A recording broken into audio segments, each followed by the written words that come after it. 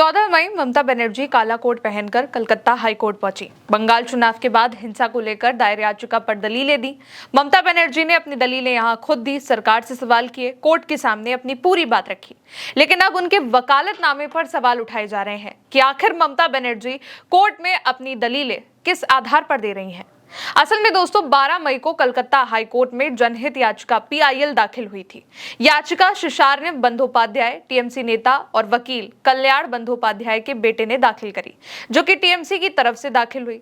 14 मई को Calcutta high court में जब सुनवाई हुई तो ममता बनर्जी खुद वकील की काली पोशाक, गाउन पहनकर, कोट पहनकर पहुंची और खुद दलीलें रखी।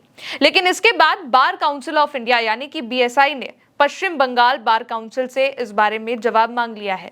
BCI ने ममता के बतौर वकील नामांकन और प्रैक्टिस की स्थिति पर रिपोर्ट देने को कहा है। BCI ने बंगाल की बार काउंसिल से कई सारे जवाब भी मांगे हैं और इस पर 2 दिन के अंदर जवाब देने को कहा भी गया है।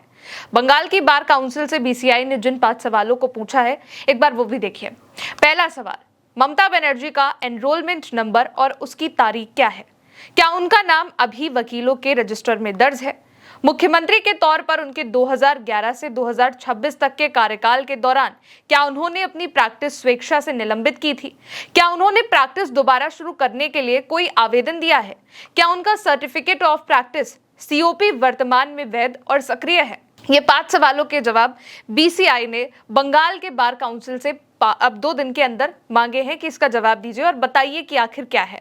BCI ने बंगाल की बार काउंसिल को 16 मई तक जवाब देने को भी कहा है। साथ ही सख्त वार्निंग दी है कि राज्य बार काउंसिल अपने रिकॉर्ड में कोई छेड़छाड़ नहीं करेगा। मामले के जितने भी मूल रिकॉर्ड हैं उसको सेफ रखा जाएगा और जांच लंबित रहने तक दस्तावेजों में किसी तरीके का कोई सुधार, ओवरराइटिंग या फिर बदलाव नहीं किया जाएगा। दोस्तों ममता बनर्जी ने 1982 में कोलकाता के जोगेश चंद्र चौधरी लॉ कॉलेज से LLB यानी कि कानून की डिग्री पूरी करी थी। कई रिपोर्ट्स ये बताती हैं कि वकालत डिग्री लेने के बाद उन्होंने कुछ समय तक वकालत भी करी है। उनका नाम Calcutta high court bar association में दर्ज रहा है। फिर 1990 के दशक से राजनीति में पूरी तरह जब वो बिजी हो गई तो उन्होंने नियमित वकालत नहीं करी, यानी कि फिर वकालत छूटती चली गई। खासकर 2011 से 2026 तक जब बंगाल की CM ममता बनर्जी रही और प्रैक्टिस इस दौरान लगभग बंद रही। इससे पहले SIR को लेकर चुनाव से पहले ममता बनर्जी ने खुद कोर्ट में दलीलें रखी थीं। चुनाव आयोग बंगाल को निशाना बना रहा है, इस बात को लेकर उन्होंने सवाल किए थे। तब भी ममता बनर्जी काला कोट पहनकर ही सुप्रीम कोर्ट पहुंची थी और वहां पर अपनी दलील भी रखी थी और अपनी बात को क्लियरली रखा भी था। लेकिन तब इतनी कोई कंट्रोवर्सी नहीं हुई थी, ना ही तब बार काउंसिल ऑफ इंडिया ने ऐसा कोई सवाल किया था। लेकिन BCI ने जो सवाल किया है वो विवाद इस बात को लेकर है कि LLB परीक्षा पास करने का मतलब कोर्ट में सीधे पेश होने का अधिकार नहीं होता है। उसके लिए राज्य बार काउंसिल के पास एनरोलमेंट करवाना होता है और सर्टिफिकेट ऑफ प्रैक्टिस हासिल करना होता है। और अगर ममता बनर्जी पहले बतौर वकील बार काउंसिल के रजिस्टर में दर्ज रही हैं तो संवैधानिक पद पर रहने के चलते उनका नामांकन स्थगित हो जाना चाहिए था और पद को छोड़ने के बाद वकालत दोबारा शुरू करने के लिए उन्हें राज्य बार काउंसिल को आवेदन देना होता है और प्रैक्टिस की अनुमति भी हासिल करनी होती है।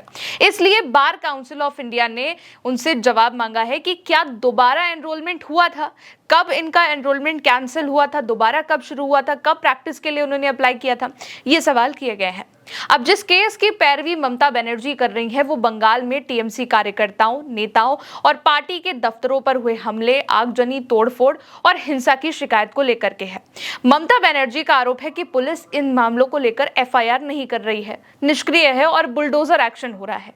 उन्होंने कोर्ट से कहा कि बंगाल बुलडोजर राज्य नहीं है, बच्चों, महिलाओं, अल्पसंख्यकों पर हमले हो रहे हैं, लोगों की सुरक्षा करो।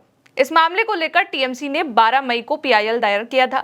ममता बनर्जी ने अदालत में दलीलें दी थी और कहा था कि चुनाव परिणाम घोषित होने के बाद से राज्य में लगभग 10 लोगों की हत्या हुई है, 150 से ज्यादा तृणमूल कांग्रेस कार्यालयों में तोड़फोड़ हुई है और 2000 से ज्यादा हिंसा की घटनाएं भी हुई हैं। अब इसको लेकर कोर्ट ने कोई ऑर्डर तो नहीं दिया है, लेकिन उससे पहले BCI ने यानी कि बार काउंसिल ऑफ इंडिया ने ममता बनर्जी को लेकर अब सवाल खड़े कर दिए हैं, जिसको लेकर अब कंट्रोवर्सी शुरू हो गई है। फिलहाल दोस्तों अभी के लिए इतना ही, फिर मिलेंगे नई खबर के साथ। तब तक के लिए आप देखते रहिए उल्टा चश्मा UC। मेरा नाम है गौरी, शुक्रिया।